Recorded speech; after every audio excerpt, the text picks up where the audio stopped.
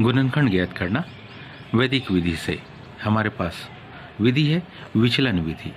समीकरण मान लो इस प्रकार का है, x धन a, x धन b, x धन c। कोई पद जिसके गुणनखंड ऐसे हो उसका हल इस प्रकार से मिलेगा। x की घात 3 धन a धन b धन c, x की घात 2 धन a b धन b c धन c a, x धन a b c में a b c Aadhaar x के सापेक्ष विचलन है। ये आधार के सापेक्ष क्या कहलाते? विचलन है। अतः किसी भी त्रिघाती व्यंजक के पद और विचलनों में निम्न संबंध होगा। कौन सा? पहला तो होगा x रहित पद, यानी कि तीनों विचलनों का गुणा।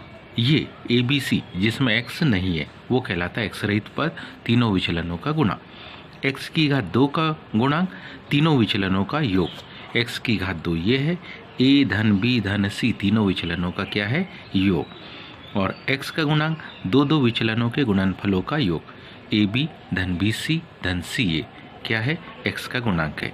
इसके हमको गुणनखंड बनाने तो गुणनखंड बनाने के लिए सबसे पहले हम देखेंगे x रहित पद।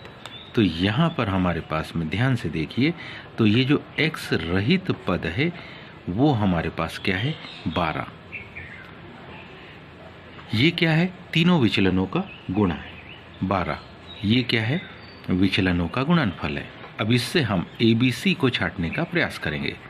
ये है विचलनों का गुणनफल। इससे ABC जब छाटेंगे तो हमारे पास ये ABC मिल सकते हैं क्या? 1 1 12, तीनों का गुणनफल 12, या 1 2 6, या मिल सकते हैं 1 3 4, और मिल सकते हैं क्या? 2 2 3। अब इन चारों विचलनों को ध्यान से देखेंगे हम कि कौन सा हमारे पास इन बातों की पुष्टि करता है। तो x रहित पद के लिए तो चारों ही सत्य है। अब हम एक एक को देखेंगे। x की घात 2 का गुणांक, तीनों विचलनों का योग। x की घात 2 क्या होता है? a धन b धन c का योग होता है। और अगर हम उसमें देखें तो हमारे पास है 8। अब सबसे पहले, क्योंकि काहे में? व्यंजक में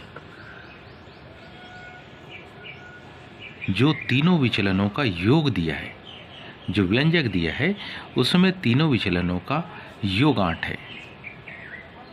तीनों विचलनों का योग बराबरी से कितना है? 8 है।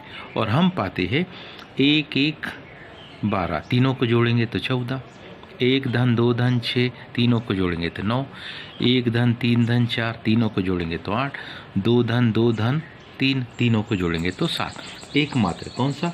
1 3 4 है। जो कौन सा? जो समूह कौन सा? 1 3 4 इसे क्या करता है? संतुष्ट करता है। इसी के साथ साथ एक और जानकारी, कौन सी? कि x का गुणांक क्या है? दो दो विचलनों के गुणनफलों का योग है। तो इसी समूह में यदि अपन देखते हैं तो दो दो विचलनों के गुणनफल का योग मतलब क्या? 1 गुणित 3 धन 3 गुणित 4 धन 1 गुणित 4।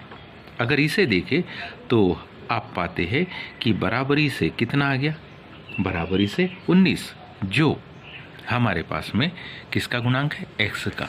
ध्यान से देखिए, x का गुणांक यही तो था, AB धन BC धन CA। तो कहने का मतलब 19, जो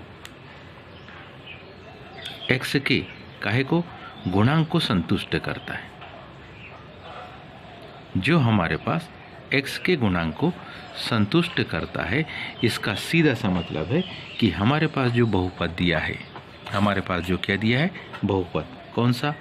x की घात 3 धन 8x की घात 2 धन 19x धन 12। इसके गुणनखंड क्या होंगे? इसके गुणनखंड होंगे x धन 1, x धन 3 और x धन 4। तो इस तरीके से हमने विचलन विधि का उपयोग करते हुए और इस सूत्र का उपयोग करते हुए इसके गुणनखंड को निकाले। उम्मीद है आप सबको समझ में आया होगा। आज के लिए इतना ही। शेष कल। धन्यवाद।